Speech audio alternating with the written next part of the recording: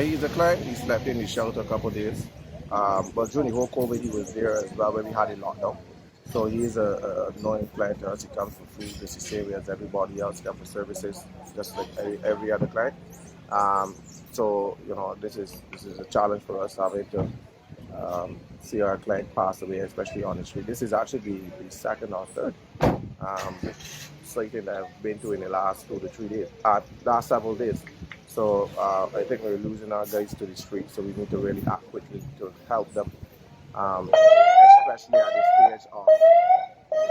at this stage where some of them are known to be serious level, chronic level of homelessness. We need to find ways to definitely help chronic level of homeless persons we have at our homeless. So we have to find not only just the organization, but it needs to be a interagency approach to these issues that we're seeing, especially losing them shortly just after one another.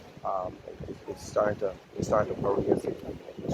But I think where we need to do is look at the ones that are elderly and not able to do much for themselves, and actually get them off the streets and into an institution that will be able to take care of them, whether it be geriatric, whether it be psychiatric, or whether it be a home.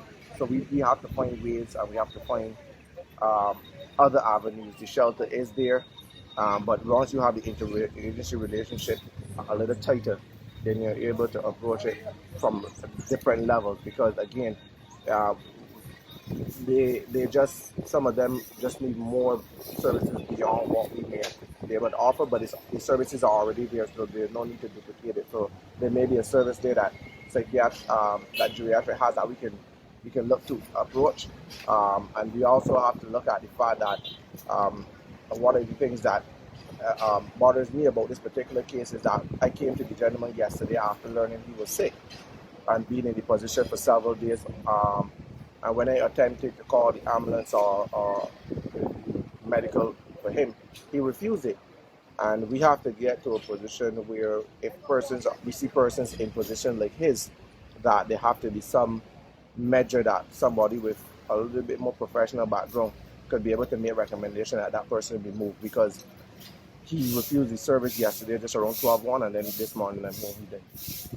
Right. So we need to look at these things, and I think again the continuous cry for interagency relations to be better, including ministry levels and what's not to be better, because I'm afraid that things like this will continue happening. And so this is just between us. This is a short space of time that have been dealing with death of homeless persons on the street.